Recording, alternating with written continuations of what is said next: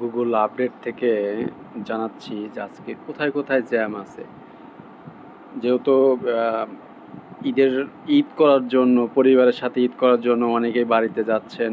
সবাইকে ঈদ মুবারক এবং শুভকামনা রইল। আপনারা সবাই যেন আম, যার যার নিজ বাড়িতে মানে ভালোভাবে যেতে পারেন সেই কামনাই করি।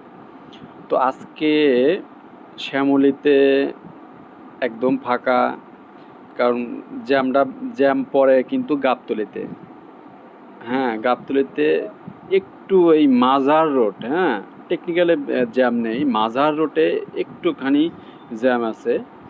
আধা ঘন্টার মতো লাগতে পারে এই জ্যাম পার হতে, তারপর আর কিন্তু আর কোনো জ্যাম নেই। এই আমিন বাজার একদম কোথাও কোনো জ্যাম নেই। এটা কিন্তু উত্তরবঙ্গে, যারা উত্তরবঙ্গে যাবেন তাদের জন্য একদম জ্যাম নেই। এই হেমায়েতপুর কিন্তু একটা জ্যাম পড়ে, কিন্তু আল্লাহর রহমতে কোনো জ্যাম নেই আজকে। সাভারেও একটু জ্যাম পড়ে, কিন্তু এখন কোনো জ্যাম নেই। আজকে যারা রওনা দিবেন, হ্যাঁ, তারা রিল্যাক্সে বাসায় যেতে পারবেন।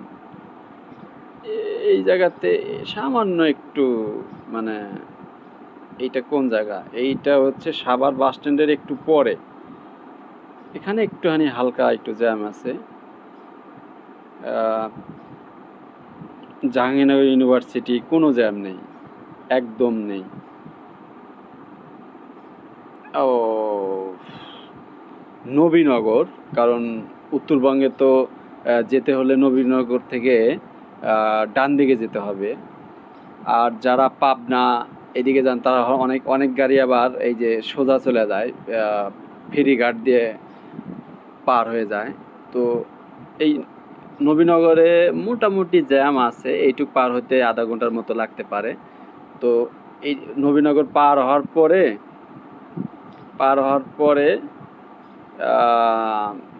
বাইপাইলে একটু জ্যাম আছে, সেটা হলো ডান সাইডে, বাম লেনে কোনো জ্যাম নেই, রিল্যাক্সে এখান থেকে চলে যেতে পারবেন। তারপরে কোনো জ্যাম নেই। চন্দ্রাতে কিন্তু সবসময় জ্যাম লেগে থাকতো, কিন্তু আজকে দেখতেছি কোনো জ্যাম নেই, একদম রিল্যাক্সে আপনি এখান থেকে পার হয়ে যেতে পারবেন।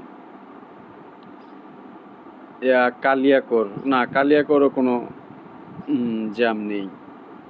কালিয়াকৈরও কোনো জ্যাম নেই। গোরাই এখানে কোনো জ্যাম নেই।